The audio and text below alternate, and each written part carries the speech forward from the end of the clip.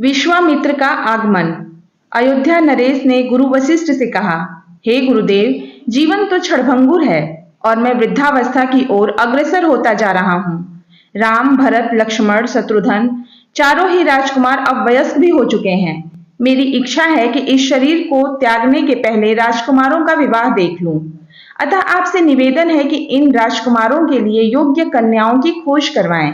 महाराज दशरथ की बात पूरी होते ही द्वारपाल ने ऋषि विश्वामित्र के आगमन की सूचना दी। स्वयं राजा दशरथ ने द्वार तक जाकर विश्वामित्र की अभ्यर्थना की और आदर पूर्वक उन्हें दरबार के अंदर ले आए तथा गुरु वशिष्ठ के पास ही आसन देकर उनका यथोचित सत्कार किया। कुशल क्षेम पूछने के पश्चात राजा दशरथ ने विनम्र वाणी में ऋषि विश्वामित्र से कहा, हे मुनिश्रेष्ठ, आपके दर्शन से मैं कृतार्थ हुआ तथा आपके चरणों की पवित्र धूलि से यह राज दरबार और संपूर्ण अयोध्यापुरी धन्य हो गई। अब कृपा करके आप अपने आने का प्रयोजन बताइए। किसी भी प्रकार की आपकी सेवा करके मैं स्वयं को अत्यंत भाग्यशाली समझूंगा। राजा के विनयपूर्ण वचनों को सुनकर मुनि विश्वामित्र बोले, हे राजन, आपने अपने कुल की मर्यादा के अनुरूप ही वचन कहे हैं। मैं आपके पास एक विशेष प्रयोजन से आया हूँ। समझिए कि कुछ मांगने के लिए आया हूँ। यदि आप मुझे वांछित वस्तु देने का वचन दें तो मैं अपनी मांग आपके सामने प्रस्तुत करूं। आपके वचन न देने की दशा में मैं बिना कुछ मांगे ही वापस लौट जाऊंगा। महाराज दशरथ ने कहा, हे ब्रह्मर्षि, आप निसंकोच अपनी मांग रखें। संपूर्ण विश्व जानता है कि रघुकुल के राजाओं का वचन ही उनकी प्रतिज्ञा होती है। आप मांगे तो मैं अपना शीश काट कर भी आपके चरणों में रख सकता हूँ। उनके इन वचनों से आश्वस्त ऋषि विश्वामित्र बोले, राजन, मैं अपने आश्रम में एक यज्ञ कर रहा हूँ। इस यज्ञ के पूर्णाहुति के समय मारीच और सुबाहु नाम के दो राक्षस आकर रक्त, मांस आदि अपवित्र वस्तुएं यज्ञ वेदी में फेंक देते हैं। इस प्रकार यज्ञ पूर्ण नहीं हो पाता। ऐसा वे अनेक बार कर चुके हैं। मैं उन्हें अपने तेज से शाप देकर नष्ट भी नहीं कर सकता, क्योंकि यज्ञ करते समय क्रोध करना वर्जित है। मैं जानता हूं कि आप मर्यादा का पालन करने वाले ऋषि मुनियों के हितैषी एवं प्रजा वत्सल राजा हैं। मैं आपसे आपके ज्येष्ठ पुत्र राम को मांगने के लिए आया हूं, ताकि वह मेरे साथ जाकर राक्षसों से मेरे यज्ञ की रक्षा कर सके और मेरा यज्ञानुष्ठान निर्विघ्न पूरा हो सके। मुझे पता है कि राम आसानी के साथ उन दोनों का संहार कर सकते हैं, अतः केवल 10 दिनों के लिए राम को मुझे दे दीजिए। कार्य पूर्ण होते ही मैं उन्हें सकुशल आपके पास वापस पहुंचा दूंगा। विश्वामित्र की बात सुनकर राजा दशरथ को अत्यंत विषाद हुआ। ऐसा लगने लगा कि अभी वे मूर्छित हो जाएंगे। फिर स्वयं को संभाल कर उन्होंने कहा, मुनिवर, राम अभी बालक है। राक्षसों का सामना करना उसके लिए संभव नहीं होगा। आपके यज्ञ की रक्षा करने के लिए मैं स्वयं ही जाने को तैयार हूँ। विश्वामित्र बोले, राजन, आप तनिक भी संदेह न करें कि राम उनका सामना नहीं कर सकते। मैंने अपने योग बल से उनकी शक्तियों का अनुमान लगा लिया है। आप निशंक होकर राम को मेरे साथ भेज दीजिए। इस पर राजा दशरथ ने उत्तर दिया, हे मुनिश्रेष्ठ, राम ने अभी तक किसी राक्षस की माया प्रपंच को नहीं देखा है और उसे इस प्रकार के युद्ध का अनुभव भी नहीं है। जब से उसने जन्म लिया है, मैंने उसे अपनी आंखों के सामने से कभी ओझल भी होने नहीं दिया है। उसके वियोग से मेरे प्राण निकल जाएंगे। आपसे विनय है कि कृपा करके मुझे ससैन्य चलने की आज्ञा दें। पुत्र मोह से ग्रसित होकर राजा दशरथ को अपनी प्रतिज्ञा से विचलित होते देख ऋषि विश्वामित्र आवेश में आ गए।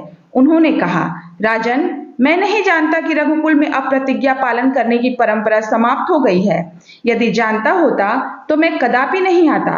लो, मैं अब चला जाता हूँ। बात समाप्त होते होते उनका मुख क्रोध से लाल हो गया।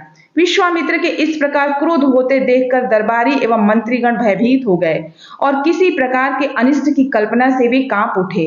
गुरु वशिष्ठ ने राजा को समझाया, हे राजन, पुत्र के मोह में ग्रसित होकर रघुकुल की मर्यादा, प्रतिज्ञा पालन और सत्यनिष्ठा को कलंकित मत कीजिए। मैं आपको परामर्श देता हूं कि आप राम के बालक होने की बात को भूलकर एवं निशंक होकर राम को मुनिराज के साथ भेज दीजिए। महामुनि अत्यंत विद्वान, नीति निपुण और अस्त्र शस्त्र के ज्ञाता हैं। मुनिवर के साथ जाने से राम का किसी प्रकार से भी अहित नहीं हो सकता। उल्टे वे इनके साथ रहकर शस्त्र और शास्त्र विद्याओं में अत्यधिक निपुण हो जाएंगे तथा उनका कल्याण ही होगा। गुरु वशिष्ठ के वचनों से आश्वस्त होकर राजा दशरथ ने राम को बुला भेजा। राम के साथ साथ लक्ष्मण भी वहां चले आए। राजा दशरथ ने राम को ऋषि विश्वामित्र के साथ जाने की आज्ञा दी। पिता की आज्ञा शिरोधार्य करके राम ने मुनिवर के साथ जाने के लिए तैयार हो जाने पर लक्ष्मण ने भी ऋषि विश्वामित्र के साथ चलने के लिए प्रार्थना की और अपने पिता से भी राम के साथ जाने के लिए अनुमति मांगी। अनुमति मिल जाने पर राम और लक्ष्मण सभी गुरुजनों के आशीर्वाद लेकर ऋषि विश्वामित्र के साथ चल पड़े।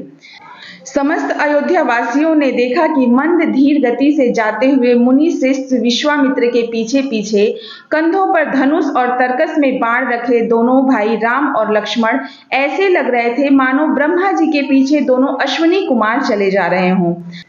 अद्भुत कांति से युक्त दोनों भाई गो की त्वचा से बने दस्ताने पहने हुए थे। हाथों में धनुष और कटी में तीक्ष्ण धार वाली कृपाण शोभायमान हो रही थी। ऐसा प्रतीत होता था मानो स्वयं शौर्य ही शरीर धारण करके चले जा रहे हों। लता विटपों के मध्य से होते हुए 6 कोस लंबा मार्ग पार करके वे पवित्र सरयू नदी के तट पर पहुंचे। मुनि विश्वामित्र ने स्नेह युक्त मधुर वाणी में कहा, हे वत्स, अब तुम लोग सरयू के पवित्र जल से आचमन स्नान आदि करके अपनी थकान दूर कर लो, फिर मैं तुम्हें प्रशिक्षण दूंगा। सर्वप्रथम मैं तुम्हें बला और अति बला नामक विद्याएं सिखाऊंगा। इन विद्याओं के विषय में राम के द्वारा जिज्ञासा प्रकट करने पर ऋषि विश्वामित्र ने बताया, ये दोनों ही विद्याएं असाधारण हैं। इन विद्याओं में पारंगत व्यक्तियों की गिनती संसार के श्रेष्ठ पुरुषों में होती है। विद्वानों ने इन्हें समस्त विद्याओं की जननी बताया है। इन विद्याओं को प्राप्त करके तुम भूख और प्यास पर विजय पालोगे। इन तेजोमय विद्याओं की सृष्टि स्वयं ब्रह्मा जी ने की है। इन विद्याओं को पाने का अधिकारी समझकर मैं तुम्हें इन्हें प्रदान कर रहा हूँ। राम और लक्ष्मण ने स्नानादि से निवृत्त होने के पश्चात विश्वामित्र जी ने उन्हें इन विद्याओं की दीक्षा दी। इन विद्याओं के प्राप्त हो जाने पर उनके मुखमंडल पर अद्भुत कांति आ गई। तीनों ने सरयू तट पर ही विश्राम किया। गुरु की सेवा करने के पश्चात दोनों भाई तृण शैयाओं पर सो गए। आगे की कहानी जारी है।